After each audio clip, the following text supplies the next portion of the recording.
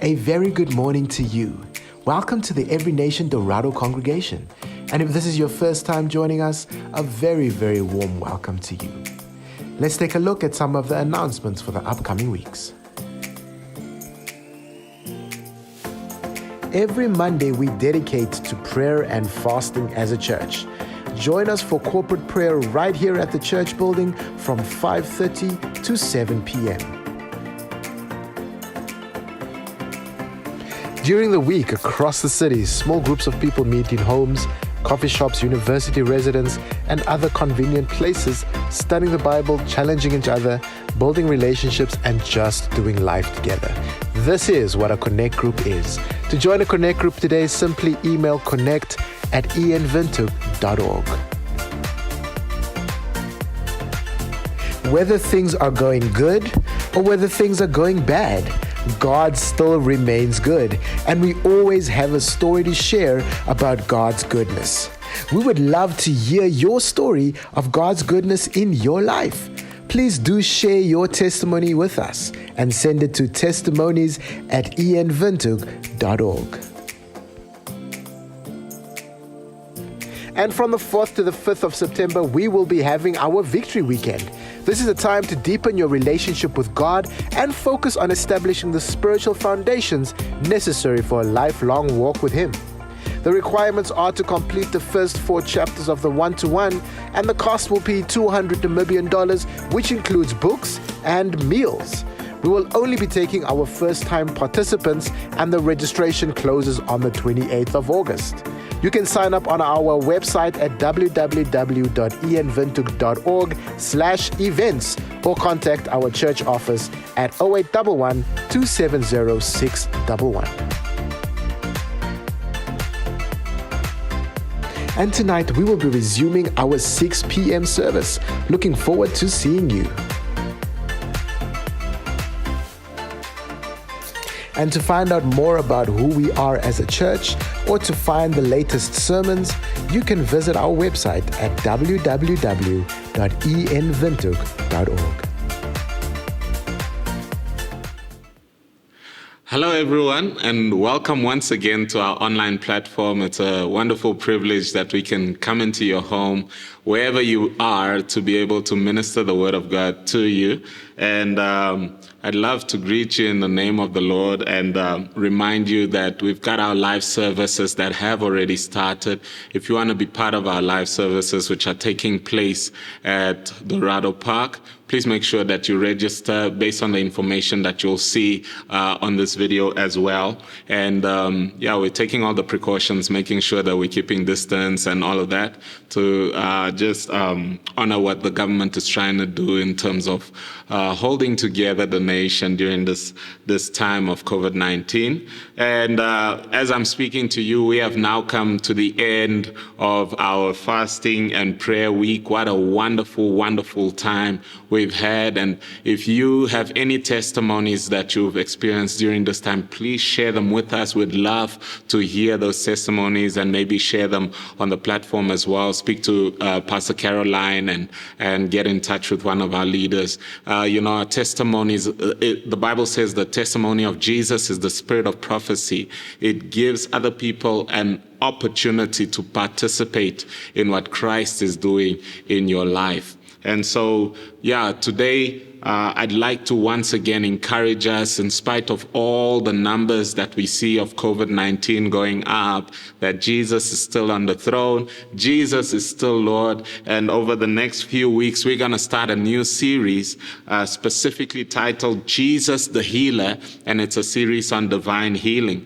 And this is something that I'm very excited to share with us on. And the reason why we're doing the series, one is obvious because, there's a pandemic going around. But more than that, it is something that the Bible teaches. And this is the key reason why we're bringing this message to you. Many people are like, why are we spending so much time? It's going to be 4 weeks spending so much time on healing and divine healing. It seems to be a side issue. But as we go through the next couple of weeks, you will realize that it was actually very central to God's heart, And so another reason why we're teaching it is because Jesus himself taught on healing, and he lived He lived it out in his ministry. The Word of God shows us that Jesus was fulfilling many of the prophecies concerning what God's plan was in the area of healing. And so this is one of the reasons we emulate his ministry. We're not about our own ministry. If Jesus was involved in the healing ministry, we as his hands and feet, as the body of Christ, we are definitely involved in that ministry. And then next reason why we're sharing on this series over the next couple of weeks is because Satan has misrepresented God. In the area of sickness and disease, many times the things that happen in this world are attributed to God when actually the enemy is behind it, whether from the onset in Genesis or whether it is on the day-to-day attacks. And many times when Jesus ministered to the sick, he will cast out an evil spirit, showing that there was definitely an oppression there. And so that's one of the reasons why we want to make sure that God is properly represented by those of us, the body of Christ, who have that mandate to represent Christ in the earth. And then another reason why we're sharing this series is because pastors have misrepresented God in this area. And you might have learned many things from different ministers, whether it's that the gifts of healings or healing doesn't take place anymore, and they've pulled that somewhere from the scriptures, and that misrepresents the presence of the Holy Spirit on the earth today. And also for those who have brought much condemnation in the area of teaching healing. If you don't get healed, then they basically put you off as cursed or something is wrong with you. And so we want to bring that right order, that right direction through the Word of God over the next couple of weeks, so that everyone that desires to receive from God can receive from God without any hindrance. And then the last key reason why we're sharing over concerning healing over the next few weeks is because God is a father, and I've got my own children, and when they are sick, it burdens your heart. You know, when you become a parent, you begin to realize why healing is important. And many people think, yeah, but if it's God's will to heal, then I'll just be healed. No, it just doesn't work automatically like that. The Word of God says that it's God's heart and desire for all to be saved and for all to come to repentance, and yet many people die without Christ and go to hell. And so God's will happens through God's word, ministered through God's people.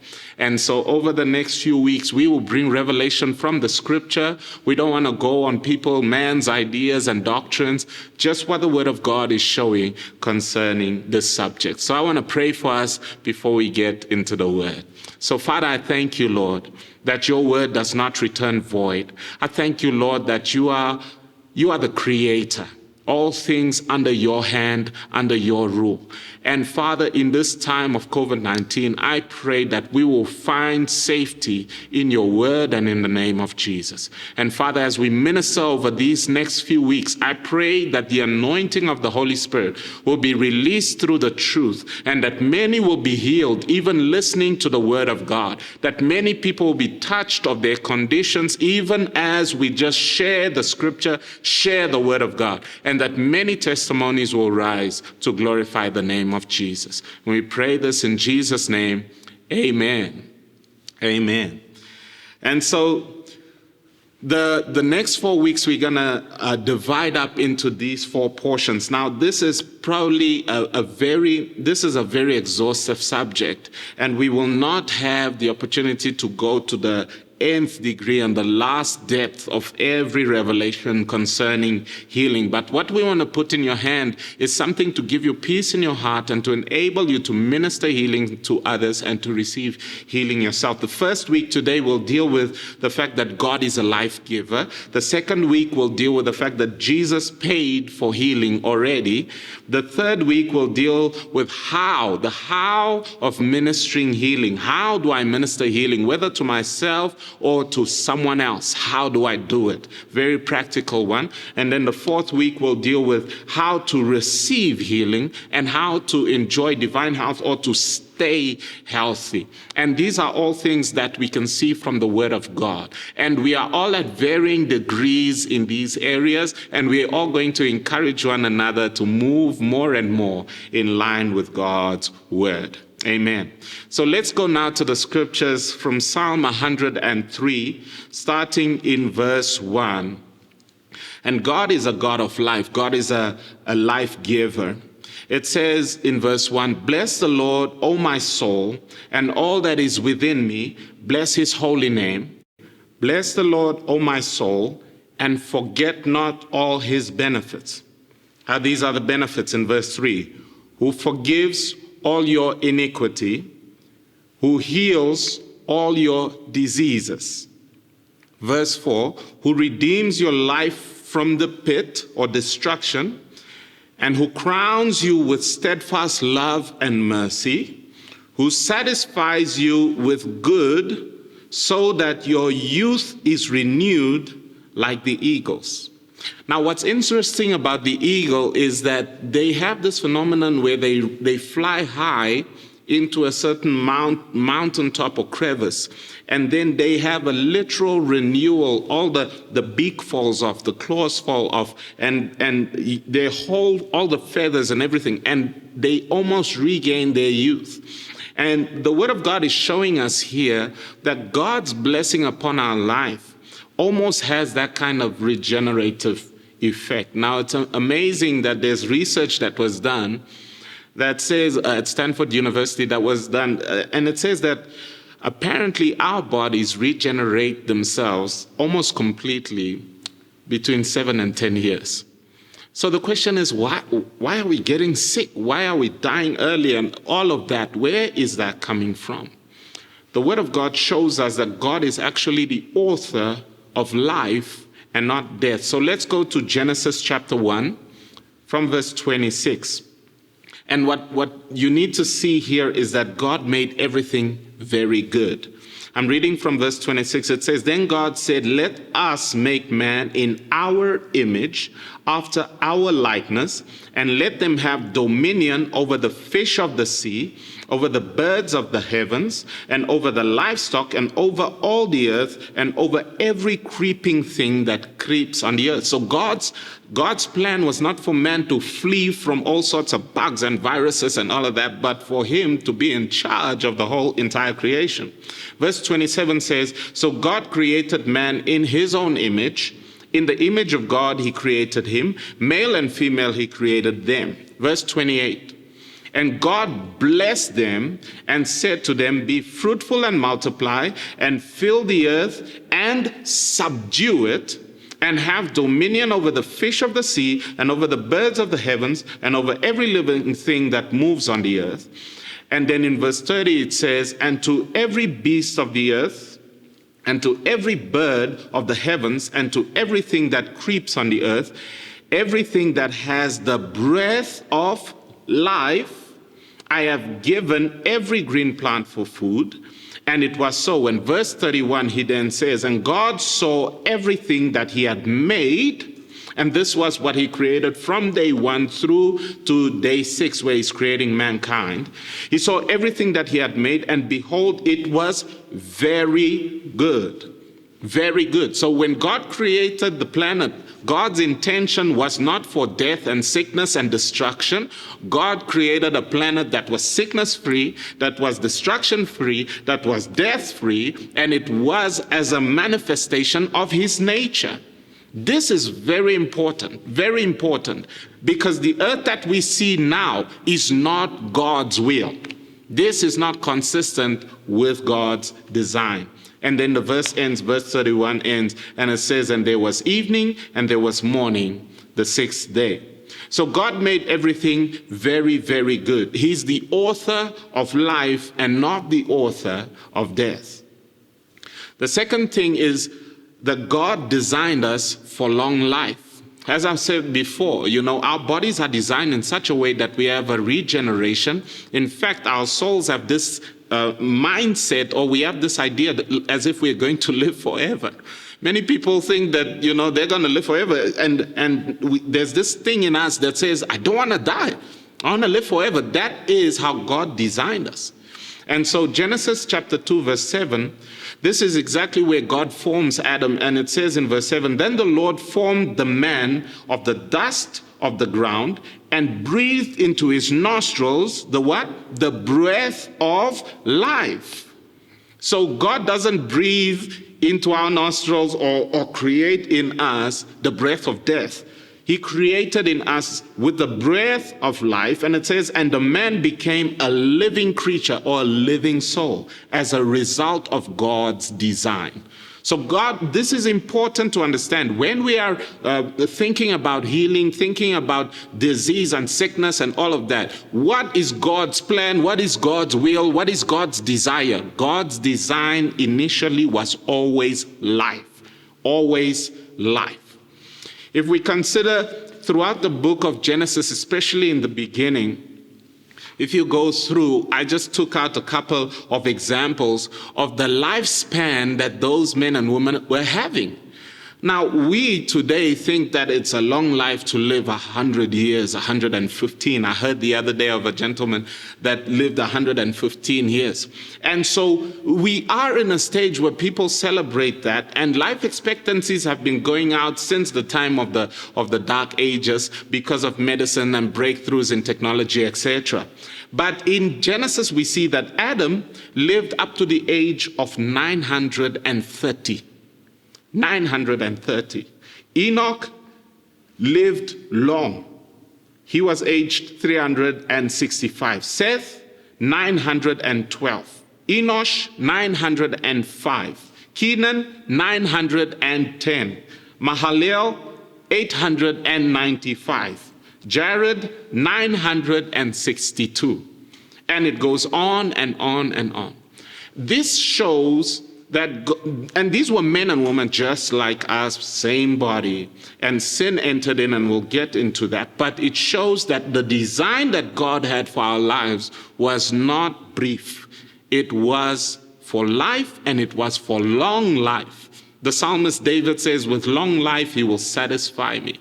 And so it is important that we have God's mindset and mentality. Many times it is just our mindset and our mentality that gets the better of us. The enemy is even able to persuade us concerning the fact that we need to live only to a certain stage. But when we look at what is possible here, it shows us that God's heart for us is not for sickness, but for health and for life. Now I want us to look here and ask ourselves, then where did death come from? Where did sickness come from? If God designed this thing so very good and very beautiful and for long life and all of that, where did death come from? There's something called the law of sin and death that is revealed through the scriptures as a law. You can't transgress it. It's like gravity. You jump off the building, you fall on a pile. And so it's important that we understand that the universe that God created was created with laws of the Spirit, that if they are transgressed, there are consequences. We look here at Romans chapter 5, verse 12. It says, sin came into the world through one man, and that one man is Adam. And his sin brought death with it. Another version says, when sin entered, death began to reign. And as a result, it says in verse 12, as a result, death has spread to the whole human race because everyone has sinned, or all have sinned. Verse 13, there was sin in the world before the law, which is the law of Moses, before the law was given. But where there is no law, no account is kept of sins. Verse 14, but from the time of Adam to the time of Moses, death ruled over all human beings, even over those who did not sin in the same way that Adam sinned when he disobeyed God's command. So what we see here is that the law of sin and death says that the soul that sins shall die. It's the consequence of separating ourselves from that which is life, which is God. And so if we ask ourselves, where did death come in? Where did sickness come in? Where did disease come in? There was no death before sin came in. There was no sickness. And sickness is just transient death. It's just a temporary death. It's a slow death. And so this shows us that when sin came into the world, death followed through. And now we live in a world that is completely corrupt, that is messed up, that sin has taken its toll. And another version also speaks about how the creation has been subject to corruption and death. And so when Adam sinned, he introduced death. And we will see now how God actually placed in the Garden of Eden not only the tree of the knowledge of good and evil, which he prohibited Adam and Eve from eating from, but he placed also the tree of life. Genesis chapter 2 verse 17 says, "But of the tree of the knowledge of good and evil you shall not eat, for in the day that you eat of it, you shall surely die." So God was invoking the law of sin and death to say, look, Adam, you are regent on the earth, but you are subject to me. But if you cross the line, there are consequences. Genesis chapter 3 verse 22, it says, "Then the Lord God said, behold, the man has become like one of us in knowing good and evil. Now lest he reach out his hand and take also of the tree of life and eat and live forever." And God then decides to put an angel to protect the tree of life so that Adam wouldn't partake of that. And what is amazing is that God never told Adam and Eve, don't eat of the tree of life. But it was Satan's temptation that lured them towards the place of death. God is the author of life. Satan is the author of death. And so we understand now that sickness is not just part of life and it just happens and it's something that we should just accept and all. We understand that sickness is a deformity and a dysfunction of the wonderful creation that God has made. And over the next few weeks, we'll go further into the scriptures, understanding what Christ came to do as the second Adam, hallelujah, as the second Adam to bring restoration to creation and then open up the way to the tree of life. Okay, the next principle is the principle of amputation of sin. Now, you must understand these things so that we create a context where we'll be teaching in the next few weeks.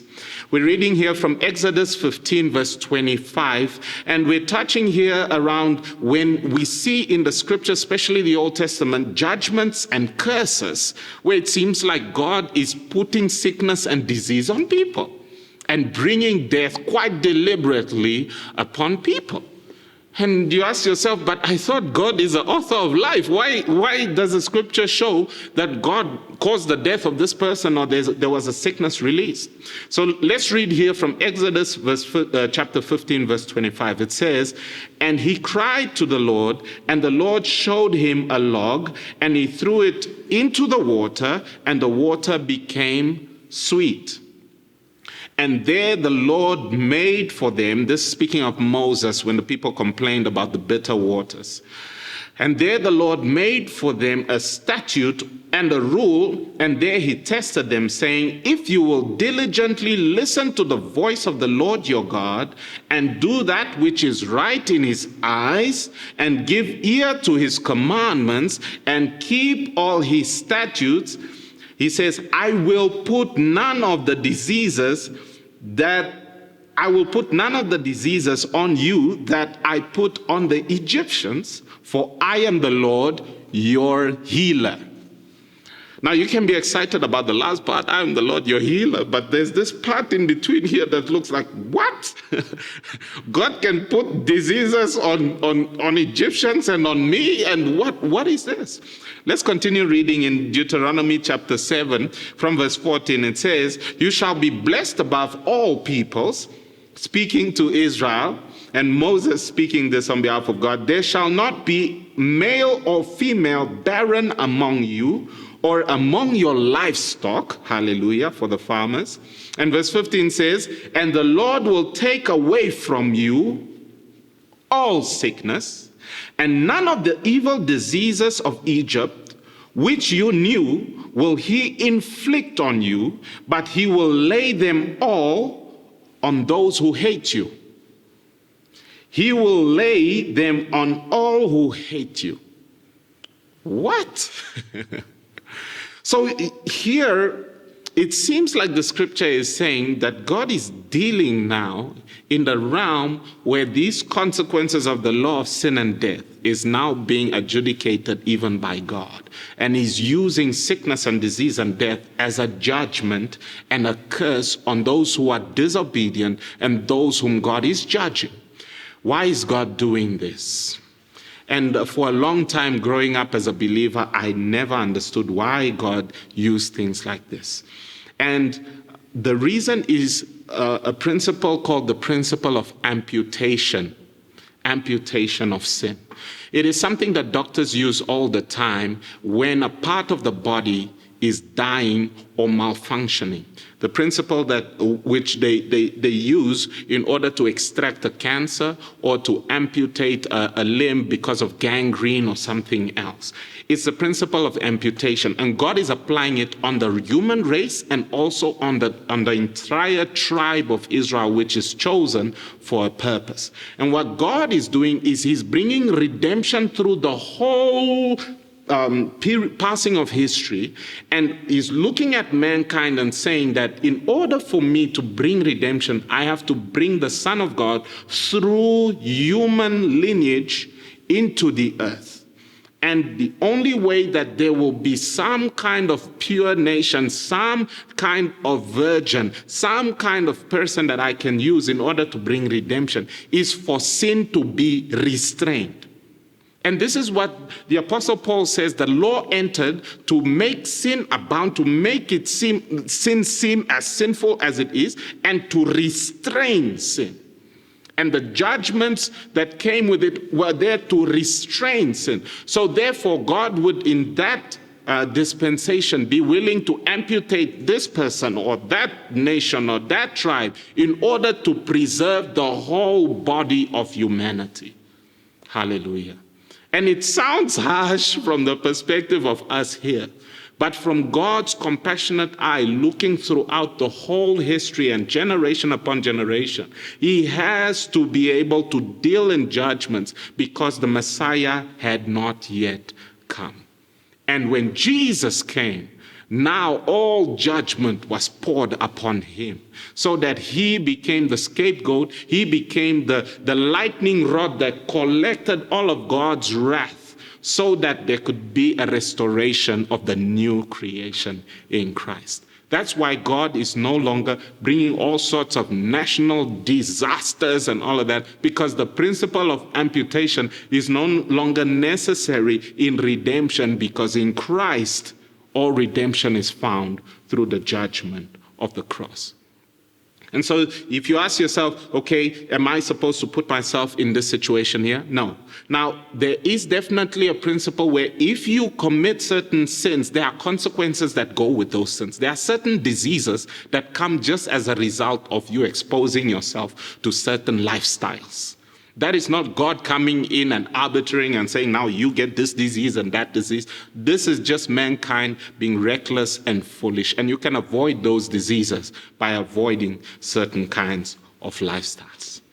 I hope you're catching this, because this is just in preparation for where we're going over the next few weeks.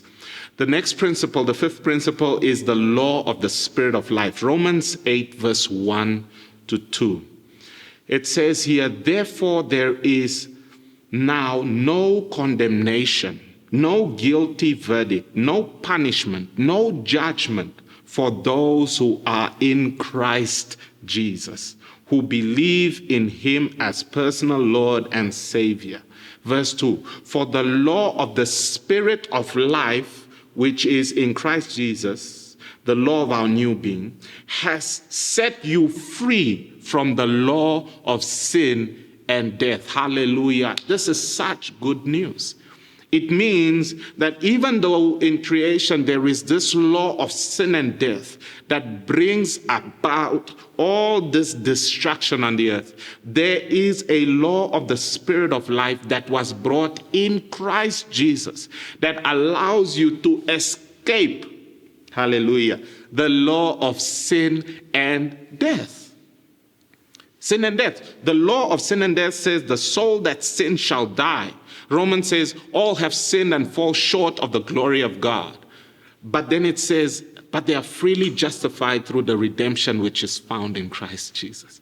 Men and women, those of us who understand the gospel, we know that there's no way that you could have eternal life, have life without the Savior Jesus Christ. The soul that sins, the wages of sin is death. Sickness, disease, death, destruction, everything that comes with it. But the free gift of God is eternal life. And you might say, yeah, but that's eternal life. One day when we die, when we go to heaven, when we receive our glorified body. Yes and no. In this life, you see the Messiah coming on the earth. And we'll speak about that next week. And how he begins to heal the sick. He heals the sick. And many times I've read in my Bible, and I was surprised how many times Jesus would heal a person and tell them not to follow him. And I'm like, are you not trying to get him into heaven? Is that not the purpose of the healing? No. The Bible says Jesus healed because he was moved with compassion. The healing was a manifestation of the nature of God. And he said, I do nothing except I see my Father doing it. So this is not Jesus on a rogue mission trying to heal the sick while the Father is trying to bring disease on the nation. No. The Father is revealed in his best and most perfect and fullest form through the Son, Jesus Christ. The disciples asked him when he was about to go, they asked him, show us the Father and we'll be satisfied. And he said, I've been with you, Philip, for so long and you have not known me. If you have seen me, you have seen the Father. That means over the last 3 years, Philip, the Father has been healing the sick. The Father has been raising the dead. The Father has been compassionately moved in the needs of mankind. Hallelujah. So here we see that the Holy Spirit's ministry today is fulfilling and continuing in the church this ministry of the Lord Jesus Christ, which is on the foundation of the law of the Spirit of life. You can say about your own life, if you are born again, I'm a new creation, and therefore I'm no longer under the law of sin and death, but I'm under the law of the Spirit of life in Christ Jesus. Now you might ask yourself, does that mean we can live forever now? Does that mean we'll never get sick? Why am I wearing a mask? Why am I, And it is important that you understand that in this process of inheriting what Christ has made available for us, we have this body, which Paul says it's an encumbrance, that we desire to be clothed with our new glorified body. And when Christ returns, we will all be transformed in the twinkling of an eye, and we will have our glorified body, which will encapsulate immortality in its true essence. But while we are here, God has not left and said, you enjoy your sickness. Many people say, no, maybe God has put this sickness on my life and he's trying to teach me something, or he's trying to humble me, or he's trying to lead me in a certain way. And then those very same people go to the doctor. Why are you going to the doctor to get out of God's will? If it was God's will for you to be sick and to learn your lesson, don't go to the doctor. Stay with that disease. Learn the fullness of that lesson.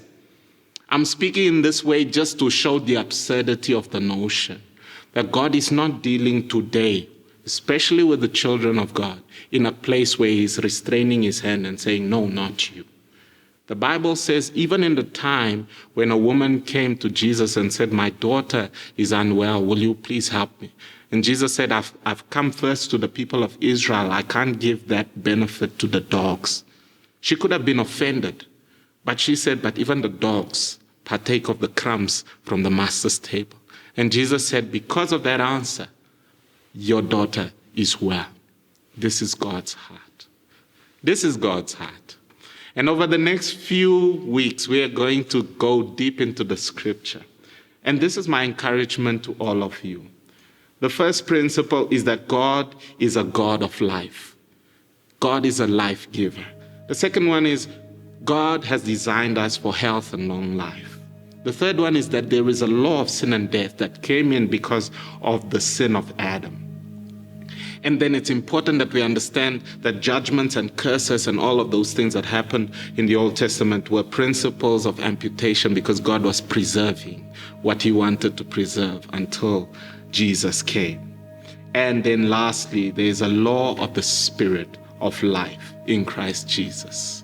Next week, we're going to deal on how Jesus has paid, righteously paid, hallelujah, not only for our sins, but also for our sicknesses and our diseases, so that we could be healed. So I want to pray for us today. And I want to encourage you, firstly, don't be offended as we go through this series. You know, you might be in a situation where you're saying, how can you tell me this? I'm in a sickness situation. It must be God's will. And we are tempted to be offended either with God or with me or with the church, whoever. Guard your heart. Don't be offended, because offense will keep you from receiving what God is trying to bring to you. Next, don't be afraid. Many people are fearful. They're in a place where the enemy has whispered in their ears and said, you will die just like your father at the age of 40. You will die just like your mother. Cancer is in your family. You can't do anything about it. And fear is ruling your life. Don't be afraid. The Lord Jesus has conquered, and he will bring hope during these next 4 weeks. Then don't be discouraged. You've been in a situation where you've been trusting God for healing, trusting God, and you've gone there and you've gone there and you've gone up and down and you've done push-ups, everything. You've tried it all to try and get healed. And you're at the point where you're now making theology and about to write a book about how God doesn't heal. Stop right there. Don't write that book yet. Don't be discouraged. The word of God is sent to you to deliver you. And then the next one is don't compare. Don't say, Sister so-and-so got healed. Why did God heal her? And, I didn't get healed. Or don't compare yourself to say, no, I know a brother, he was trusting God. And then all that God talk got him killed. And now he's dead. And where's his God talk? Where's God's healing? Over the next 4 weeks, we will encourage you by the word of God. What we're trying to do here is not magic. It's not trying to get your money. We are trying to bring you good news from the Word of God. And as you receive it in your heart, we believe the Word of God will not return void. Instead of all those things, being offended, afraid, discouraged, comparing, rather listen to the Word of God. Listen with your spirit. Listen with your heart. For with the heart man believes. Don't reason it in your mind too much. Listen with your heart. Then believe the word of God. Be persuadable. Be persuaded, not by my words, not by the preachers that will come, but by the scriptures. Go through the word of God as we're showing you these scriptures. Then look to Jesus alone. Don't look to man, don't look to me, don't look to whoever. Look to Jesus. He is the author and finisher of your faith. He is the author of healing for you. In closing, I want to share with you from Numbers chapter 21, verse 8 and 9. And I'm just going to read this and you'll see where I'm going with this. It says, the Lord said to Moses, what happened is snakes came in the camp and started biting the Israelites. And the Lord said to Moses, make a poisonous snake and set it on a pole. When anyone who is bitten looks at it, he will live. So Moses made a bronze snake and put it on a pole, so that if a snake had bitten someone, when he looked at the bronze snake, he lived. And the bronze snake on the pole is the symbol today of the medical community. It's called the caduceus, or the rod of Asclepius. This is the medical symbol, but it comes from that time when God authored healing and medicine to say, look, I am the God who heals you. And my encouragement to all of us is that we will look to Jesus over the next few weeks. I want to pray for you. Father, in the name of Jesus, I pray right now for your people that the word that you have shared this morning will not return void. I pray for those who are in a disease situation and sickness.